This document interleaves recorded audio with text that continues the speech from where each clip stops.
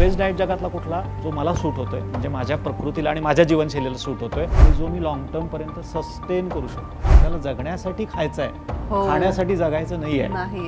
एक बार खाए वो त्याला म्हणतात योगी, दो बार खाए वो जिसको बोलते भोगी, 3 बार खाए वो रोगी, 4 बार और उससे ज्यादा खाए वो महारोगी. भुकेपेक्षा 2 घास तुम्ही कमी खाल्ले पाहिजे. कुठलाही पदार्थ जो प्रक्रिया केलेल्या स्वरूपात आहे त्याच्यामध्ये कार्बोहायड्रेट येणार.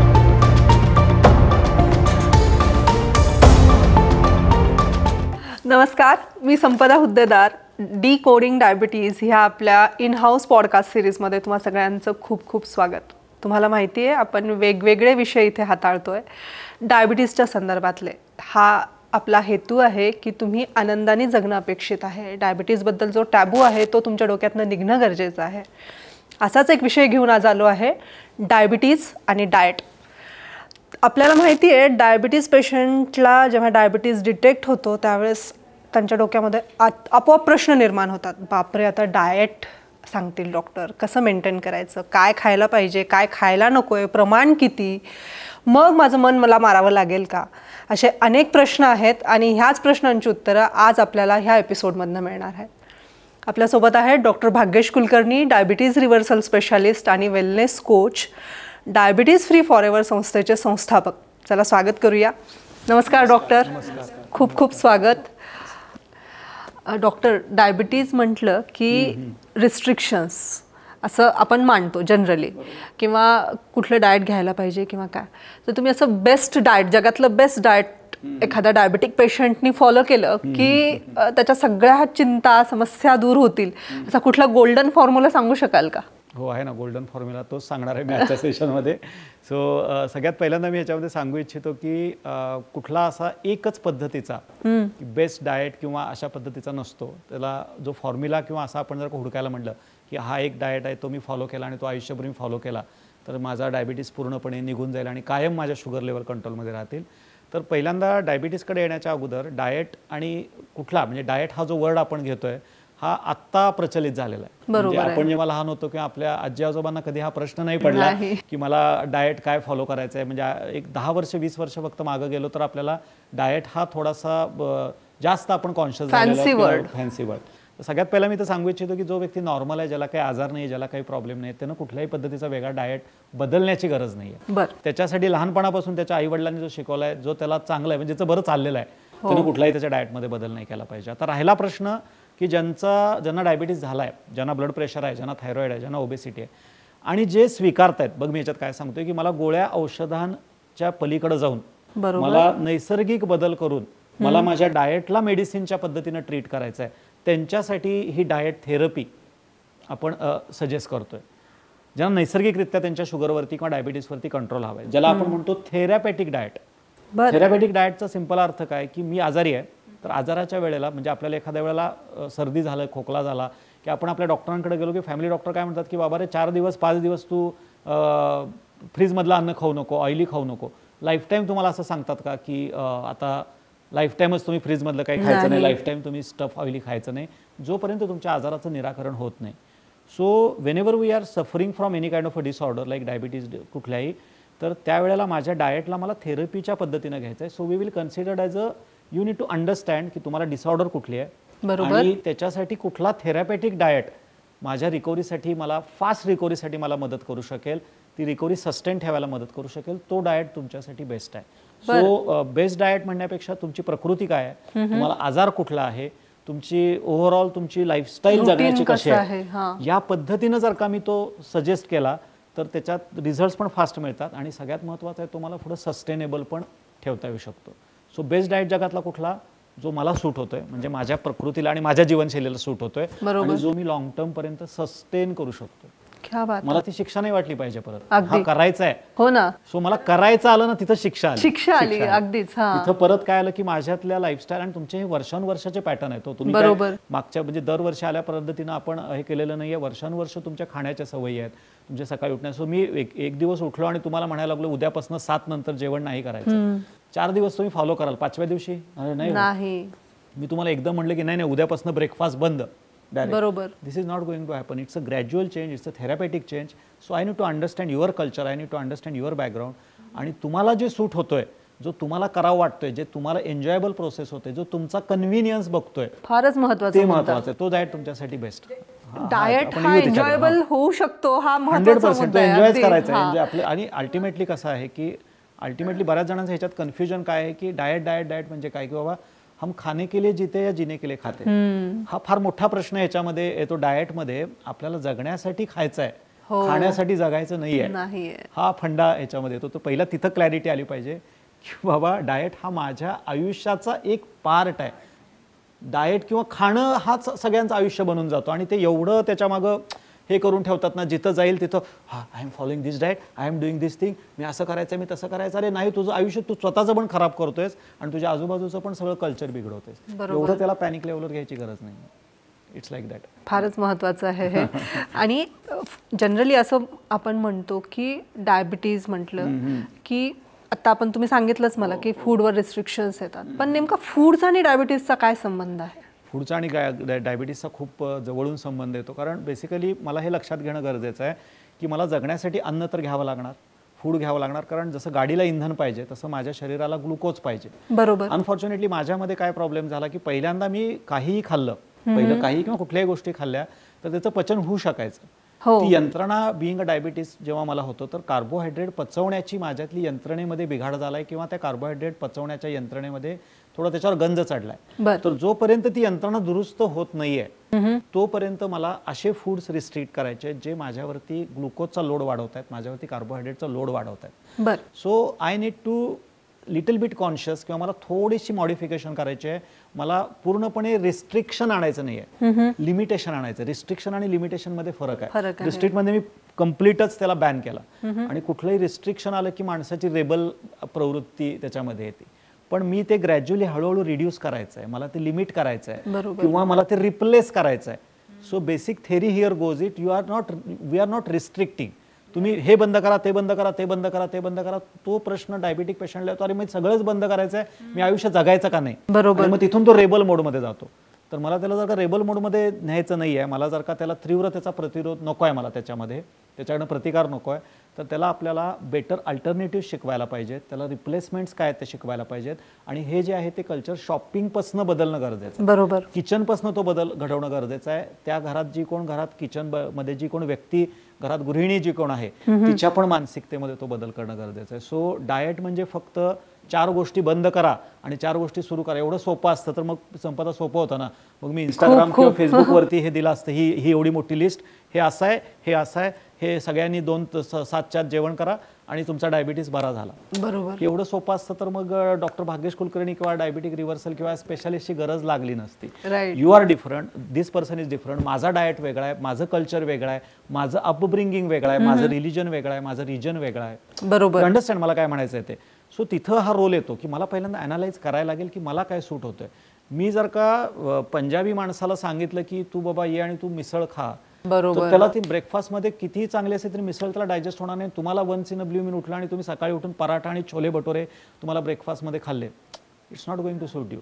वरण भात मला जर का लहानपणापासून माझ्या आईने भरवलाय तर वरण भात मी कधी खाल्ला तर मला तो सुदिंगच इफेक्ट देणार. बरोबर. सो मला त्याच्यामध्ये पहिल्यांदा हे समजून घेणं गरजेचं की कल्चरल डिफरन्सेस काय आहेत, रिलिजन डिफरन्सेस काय आहेत, माझी लहानपणापासूनची प्रवृत्ती काय, त्यानुसार जर का मी तो डाएट त्याला दिला तर ते रिस्ट्रिक्शन न वाटता ती एक एन्जॉयबल प्रोसेस वाटू शकते.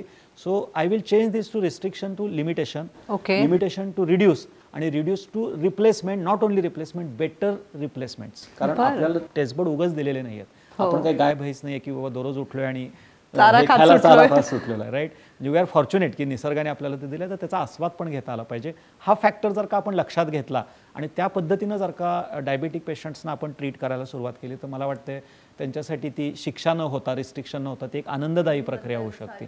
जे आपण करतो आपल्या याच्यामध्ये आपण तसाच पद्धतीचा, ह्याला कस्टमाइज डाएट म्हणतात. राईट. भारी भारी वर्ड वापरायला चांगलं वाटतं आपल्याला, पण कस्टमाइज डाएटचा अर्थ हा आहे ह्याच्यातले.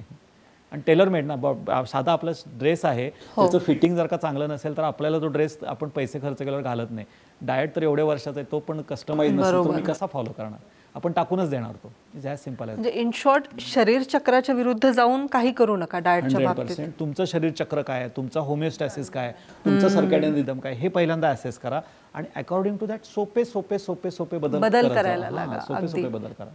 Very nice. डॉक्टर, डायबिटीज पेशंटनी जनरली आता शुगर लेवल मेंटेन करण्यासाठी दिवसातून किती वेळा जेवण करणं अपेक्षित आहे?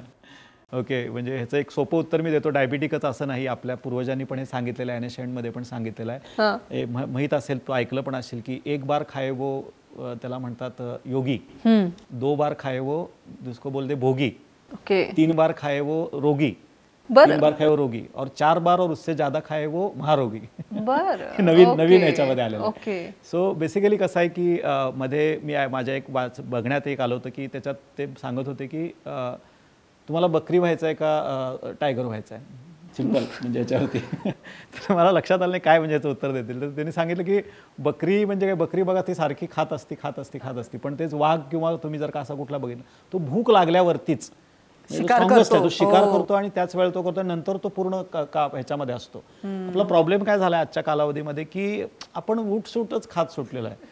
म्हणजे कळत आहे, सकाळी उठल्यावर पण खातोय, दुपारी पण खातोय, फूड ऑप्शन्स पण भरपूर आहेत. सो एव्हरी टाइम खाण्यासाठी आपलं शरीर नाही बनलेलं, हे पहिल्यांदा कुठेतरी लक्षात घेणं. भूक लागल्यावरती आपल्याला खायचंय, कडकडून भूक लागल्यावरती खायचं, हे पहिलं बेसिक प्रिन्सिपल. नंतर ते कार्बोहायड्रेट, प्रोटीन, फॅट ते नंतर आलं. पण सगळ्यात पहिल्यांदा तुमचं शरीर जे डिमांड करते ना तेवढं तुम्ही खाल्लं पाहिजे. आणि ह्याच्यात एक खूप सिंपल फॉर्म्युला, म्हणजे कायम मी पेशंटना सांगतो, कायम मी सांगतो ना, भुकेपेक्षा 2 घास तुम्ही कमी खाल्ले, कमी खा. ओके. अन्न जे तुम्ही सॉलिड फॉर्ममध्ये घेताय ते 2 घास कमी, पाणी डबल, जेवढं पाहिजे त्याच्या जेवढे डिमांड करते त्याच्या डबल तुम्ही पाणी घेतलं पाहिजे. बरोबर.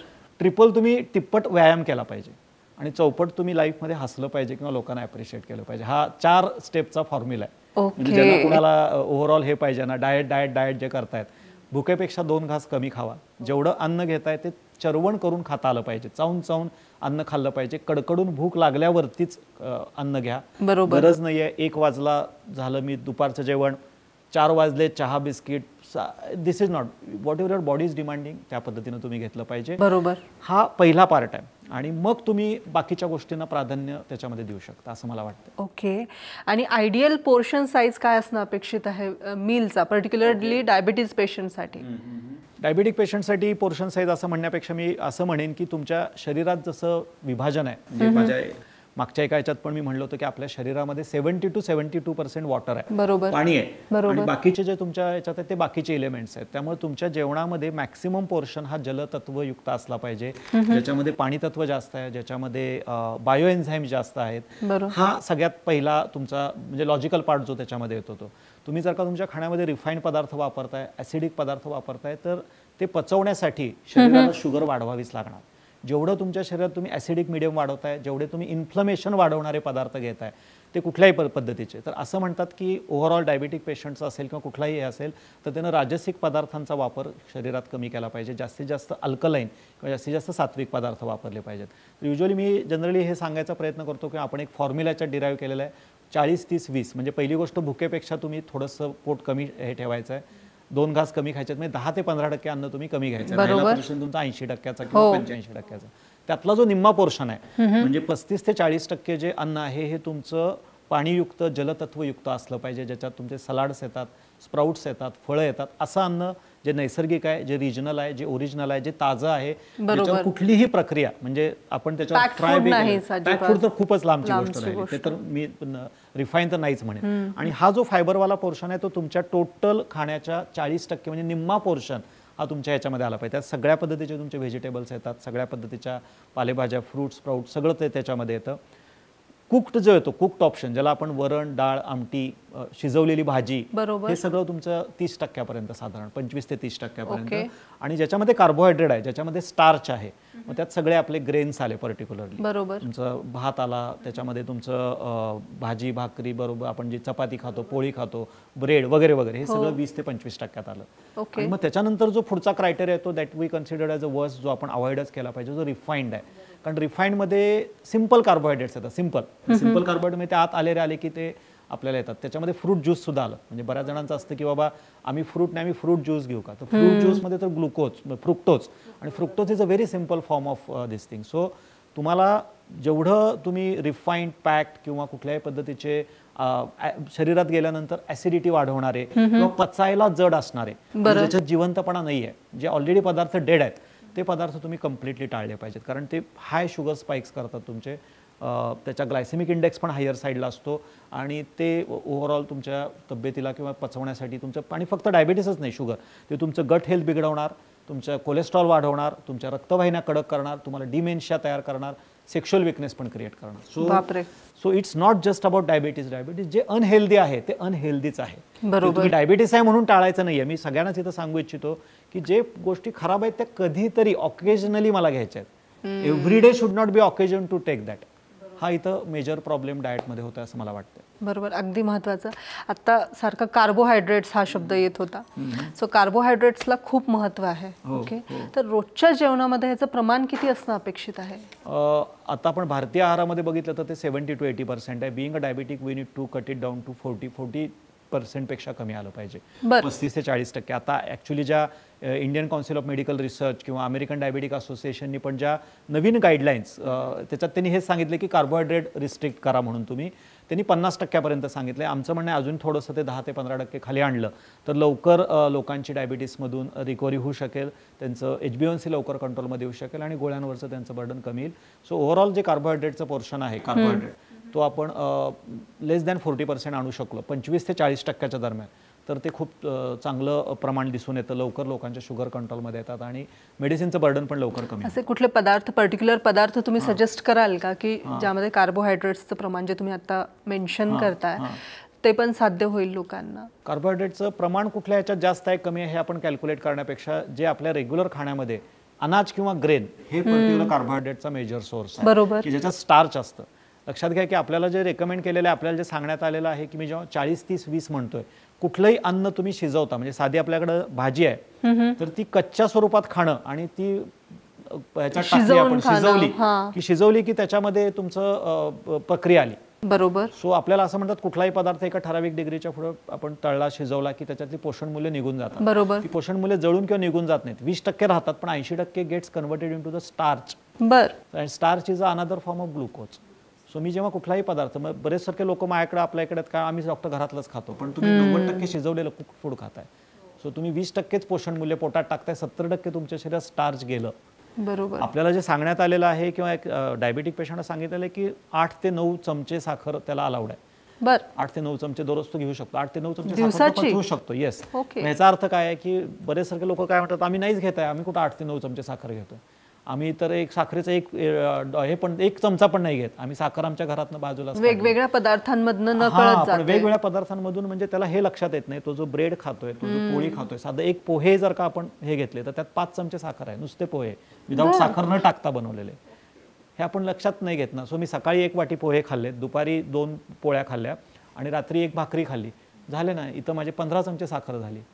आणि त्यात जर का मी परत जाताना जर का एखादा अजून एक स्वीट म्हणून एखादा जर काही खाल्ला, सो तुमचा बिघडला ना बॅलन्स. तुम्हाला तिथं 1000 कॅलरीज सांगायचे होते, तुम्ही ऑलरेडी 1500 कॅलरीजमध्ये गेला, 500 कॅलरी बोनस घेऊन फिरायला लागलाय तुम्ही. हा महत्वाचा खूपच गैरसमज आहे की गोड पदार्थ किंवा साखर जाते म्हणजे ती फक्त गोड पदार्थांमधूनच जाते. त्यावर आपण ऑलरेडी डिस्कशन पण केलेलं आहे. कुठलाही पदार्थ जो काय म्हणू शकतो ग्रेनच्या स्वरूपात आहे, कुठलाही पदार्थ जो धान्याच्या स्वरूपात आहे, कुठलाही पदार्थ जो प्रक्रिया केलेल्या स्वरूपात आहे, त्याच्यामध्ये कार्बोहायड्रेट येणार.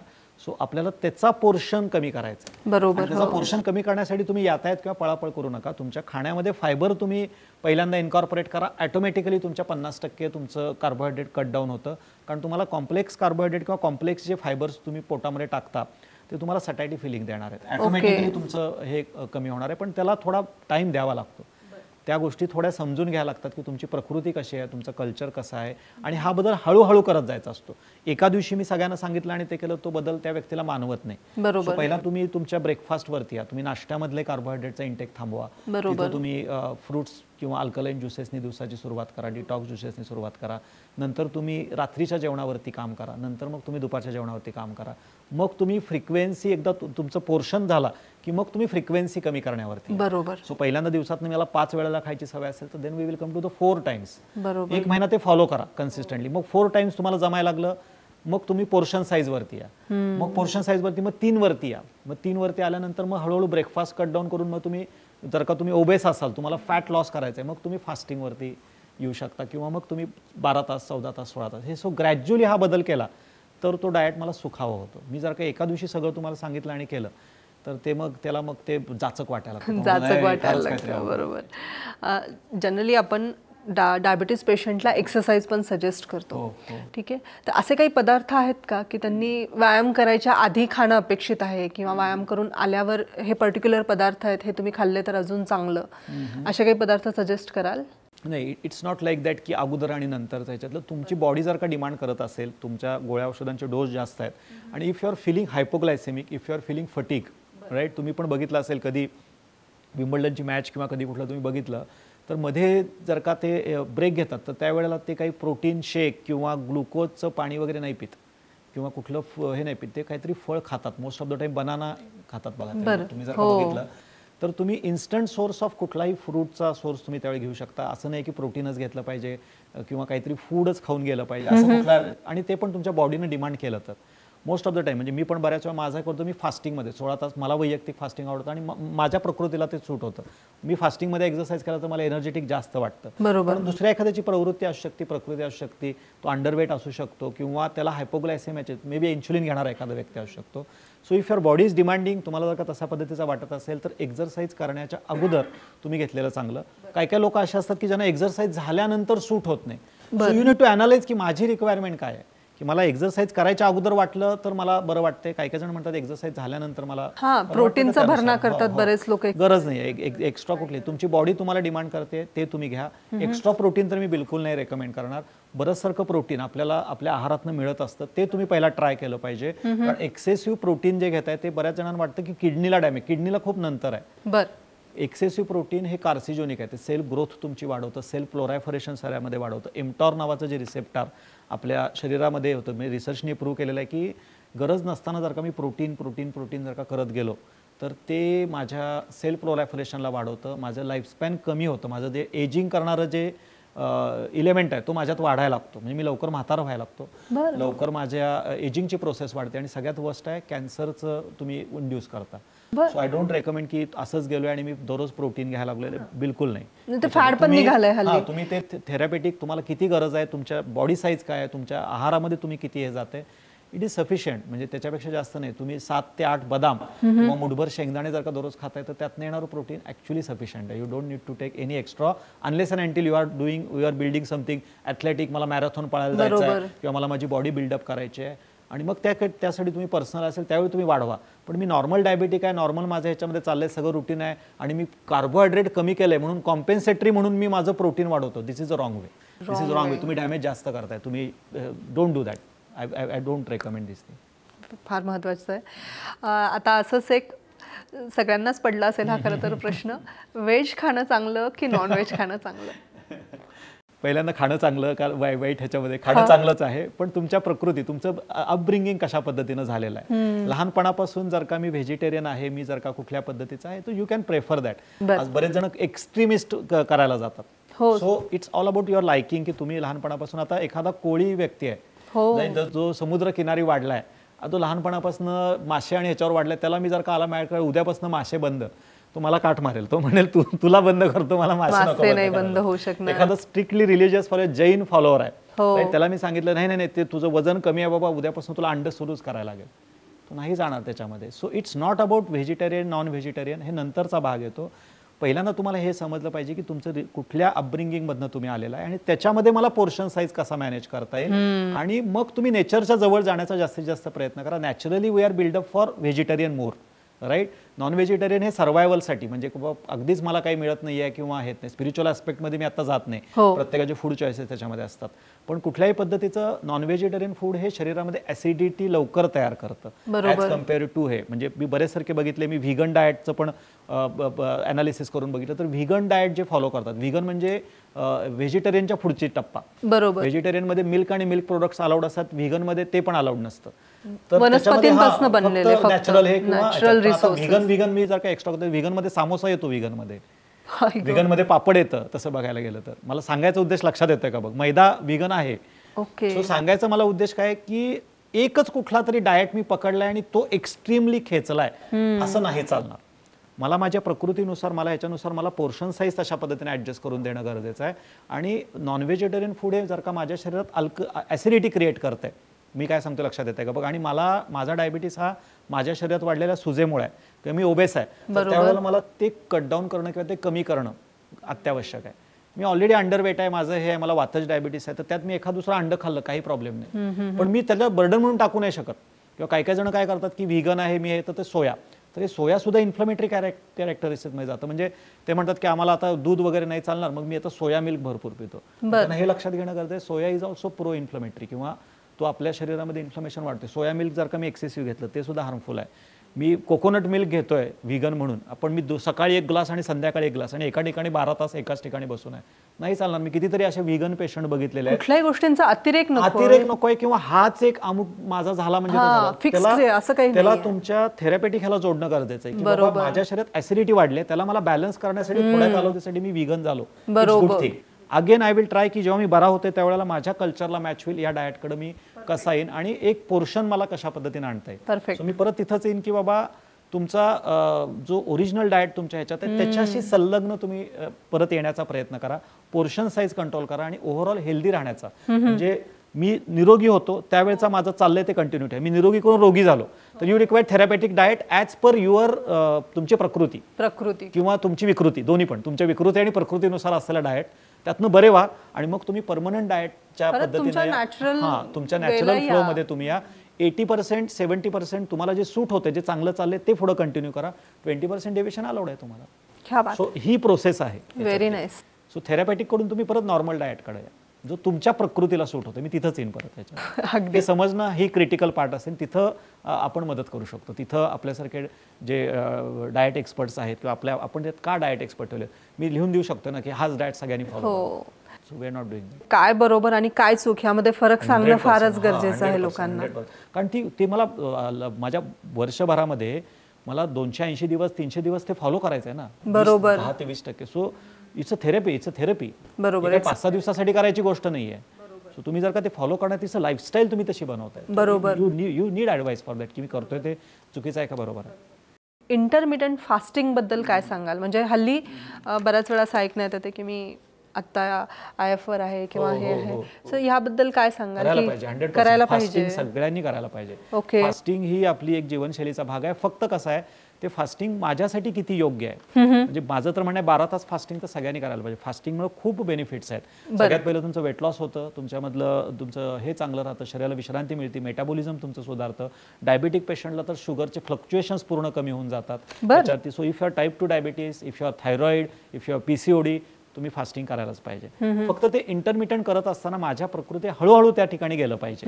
It is not like that की उद्या मी ठरवलं आणि मी पहिल्यांदा मला सवय होती 2-2 तासानं खाण्याची आणि आता उद्यापासून मी दिवसातनं 2च वेळेला करणार, एकदम जाहीर करून टाकतात लोक, मग त्यानं तुमची इरिटेबिलिटी वाढणार, तुमची चिडचिडेपणा वाढणार.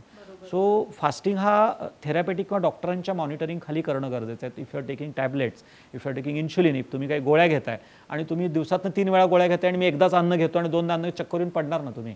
100% ब्लेम दॅट किंवा ह्याच्यावरती. सो मला ती जीवनशैली स्वीकारताना मला हळूहळू तिकडे जाणं गरजेचं आहे. मला ती थेरपॅटिक करायला पाहिजे. तर फास्टिंग करायला पाहिजे का? तर 100% करायला पाहिजे. तुमच्या प्रकृतीला मानवेल त्या पद्धतीनं तुम्ही करायला पाहिजे आणि ते डॉक्टरांच्या मॉनिटरिंग खाली किंवा कन्सल्टेशनच्या खाली तुम्ही ते करणं आवश्यक आहे. त्याची प्रोसेस काय ती शिकून घेणं अपेक्षित आणि मग तुम्ही फास्टिंग करा. फास्टिंग हे डेफिनेटली आणि ते रिलिजियस फास्टिंग वेगळं आहे. रिलिजियस फास्टिंग आपण रिलिजनच्या वेळेला करतो. Now you are doing therapeutic fasting. Again therapeutic fasting मला लॉंग टर्म करायचं. बरोबर. सो या गोष्टींवर आपल्याला फास्टिंगमध्ये काळजी घेणं गरजेचं असं मला वाटतं. करायला पाहिजे फास्टिंग, करायला पाहिजे. क्या बात आहे. डॉक्टर हल्ली म्हणजे मी आठवडाभर करते, डाएट फॉलो करते, जे दिलेले आहेत त्या प्रमाणात खाते किंवा काय, पण एक दिवस चीट डे किंवा चीट मील प्रत्येकाला हवा असतो. मी माझं सांगते. सो तुमचं म्हणणं मत काय आहे ह्याबद्दल? नाही, पहिली गोष्ट त्याला चीट डे म्हणू नका मग तुम्ही. मग right, it's a deviation. It's a deviation you want, it's a change you want. हा प्रत्येकाच्या प्रकृतीनुसार असतो. कसं आहे की एखाद्याचा स्वभाव असतो की त्याला काहीतरी नाविन्यपूर्ण किंवा काहीतरी नवीन नवीन गोष्टी करण्याची किंवा नवीन नवीन ट्राय करण्याची एक हे असते. पण चीट डे सेलिब्रेट करण्यासाठी तुम्ही डाएट करू नका मग याच्यातलं. त्यापेक्षा तुम्ही दररोजच्या थोड्या थोड्या ह्याच्यामध्ये मला काही गोष्टी कशा अकॉमोडेट करता येईल. कारण काही काही जण त्या चीट डेची वाट बघतात मग की आम्हाला या दिवशी हे करायचं आहे. आणि त्याचा प्रॉब्लेम काय आहे की तुमची जी 5 दिवसाची किंवा 6 दिवसाची, म्हणजे मी 6 दिवस चांगलं फॉलो करणार आणि 7व्या दिवशी हे मी पार्टी बिर्टी करणार, भरपूर खाणार, तुमची 6 दिवसाची सगळी मेहनत जनरली रविवार चीट डे म्हणून नाही, तुमची 6 दिवसाची तुमची मेहनत तुम्ही सगळी वाया घालवताय त्याच्यामध्ये. बरं, rather than doing this thing, हे करण्यापेक्षा तुम्हाला जो कुठला पदार्थ एखादा आवडतोय त्याची बेटर रिप्लेसमेंट काय आणि हे घेऊन तुम्ही दररोज थोडा थोडा तो हे करा. राईट, एक दिवसच ते करण्याच्या नादात तुम्ही काय करता, मागच्या 6 दिवसामध्ये तुमची मानसिकता पण बिघडून ठेवता. तुम्हाला काय वाटतं की मी काहीतरी मी रिस्ट्रिक्ट करतोय, मी तो डिप्राइव्ड फील करतो. बरोबर. आणि त्या डिप्राइव्ड फीलला कॉम्पेन्सेट करण्यासाठी तुम्ही त्या रविवारी किंवा त्या एका दिवशी चीट डेच्या नावाखाली एवढ्या कॅलरीज तुम्ही पोटात टाकता, त्याचे परिणाम पुढचे 5 ते 6 दिवस शरीराला भोगायला लागतात. अशा पद्धतीनं लाईफ नाही जगतायत. शरीराला नाही, चीट डे तुम्हाला माहिती आहे हो, शरीराच्या दृष्टीनं त्या दिवशीचा हॅवॉक डे आणि काय म्हणतात त्याला, इमर्जन्सी येते शरीरामध्ये. ती शरीराला ती मॅनेज करण्यासाठी पहिली सगळे एफर्ट सगळे बांध आतले तुटून पडतात. म्हणजे ज्या शरीराला ज्या गोष्टींची सवय लागलेली असते आपण त्या सगळ्या सवयीच मोडतो एका दिवसात. धक्कालेली आहे ना ती गोष्ट एकदम, आणि तुम्ही एव्हरी 7 डेज ते करायला लागलाय, मग शरीर म्हणतं पहिले 6 दिवस कशाला केलं बाबा ना हे. बरोबर. पहिले 6 दिवस लावलेली, कष्टाने लावलेली सवय तुम्ही एका दिवसात धाप बघून ती मोडून टाकताय. सो आय डोंट रेकमेंड की चीट डे वगैरे असला काही प्रकार नाही करायला पाहिजे. You are damaging your body more. तुम्ही तुमच्या बॉडीला डॅमेज करताय. मुख्य म्हणजे तुम्ही तुमच्या मनाला आणि तुमच्या ह्याला गिल्टमध्ये जाण्याचं अलाव करताय आणि तुमचे क्रेविंग्स ह्याच्यात वाढत जातात आणि मग नंतर काय होतं, चीट डे जास्त व्हायला लागतात. आणि चीट डे नंतर दुसऱ्या दिवशी नेक्स्ट डे काय असते तुमच्या मनामध्ये, काय असते खरं सांगायचं, गिल्ट असते ना, अरे यार जरा जास्तच झालं, असं नाही करायला पाहिजे होतं. आणि त्या गिल्टच्या नादामध्ये माणूस एक्सेसिव्ह काहीतरी प्रकार करायला बघतो, कॉम्पेन्सेट करायला बघतो. बरोबर, फार महत्वाचं आहे हे. आणि जनरली हे पाहिलं जातं हो की मी आता काल खाल्लंय तर मला त्या कॅलरीज तुम्ही जसं सांगितलं की तेवढ्या कॅल्क्युलेट करायला लागतो आपण. आणि तुम्ही सांगितल्याप्रमाणे शरीर मॅथमॅटिक्सवर नाही चालत, शरीर निसर्गावर चालतं. ह्याच नोटवर आजचा एपिसोडचे टेकअवे आपण घेऊया. डाएट ही एक थेरपी आहे. डाएटची जर्नी एन्जॉयबल बनवा आणि रिस्ट्रिक्ट करू नका, तर चांगल्या गोष्टी रिप्लेस करा. येणाऱ्या काही एपिसोड्समध्ये तुमचे असेच काही जर प्रश्न असतील तर आम्हाला नक्की विचारा. आणि अर्थात तुम्ही जो प्रतिसाद आम्हाला देतोय त्याबद्दल खूप खूप धन्यवाद. आनंद पसरवा. खूप खूप धन्यवाद. थँक्यू.